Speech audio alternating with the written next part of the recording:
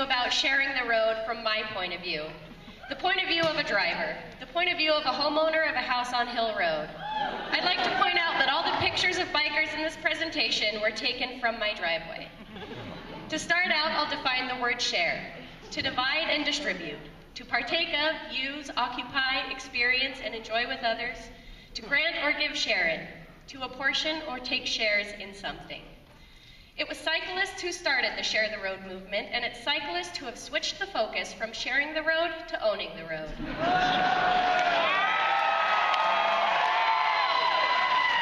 Bike lanes were built to define where a bike is to ride and a car is to drive. Sharing goes both ways. Every day I see bikers riding down Hill Road outside of the bike lane with no intention of moving into the lane when a car approaches from behind. This makes the driver responsible for how he's going to share the road with this biker. Scoot over, move into the oncoming lane, slow down to the biker's speed, all of these dangerous and inconsiderate. What keeps the biker from moving over? Pride? Entitlement? The desire to make a statement?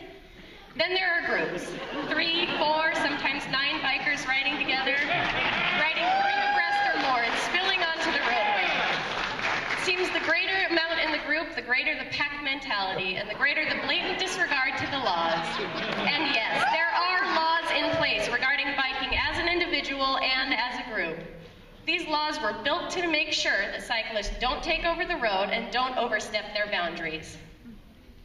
Some examples of these laws are: wherever a bike lane is present on a roadway, a biker is to use that lane and not to use the roadway, except when there are obstacles or obstructions preventing its use.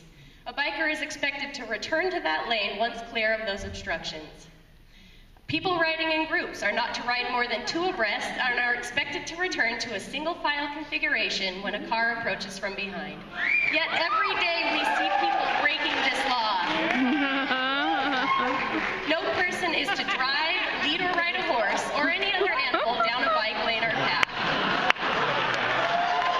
What this is saying is to leave the bike lane for bikers, and maybe they'll leave the roadway for motorists. As a cyclist riding on a road that was built for vehicles, you are at a huge disadvantage, and everybody knows this. That's why it's your responsibility to yield to traffic and to signal your intentions when turning. People driving are not psychic. We are not thinking about your next move.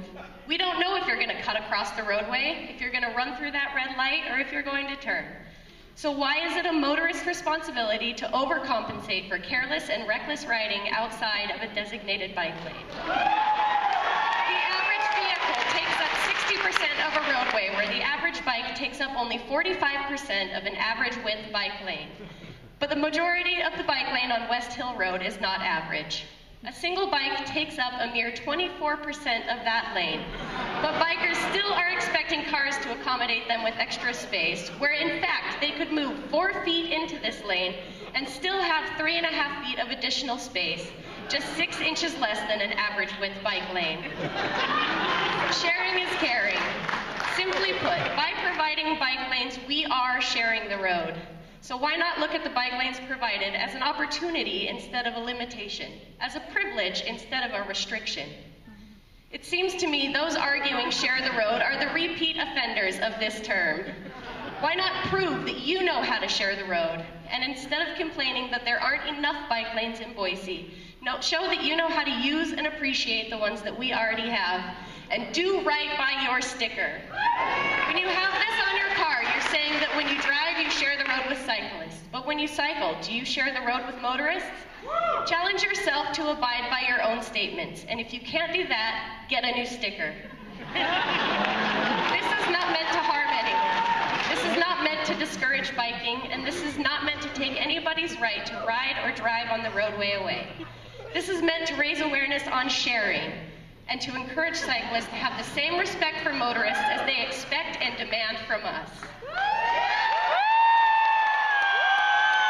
Remember that sharing the road goes both ways, and it's up to you to partake of, use, occupy, experience, and enjoy the road with everyone. Thank you for listening. You can contact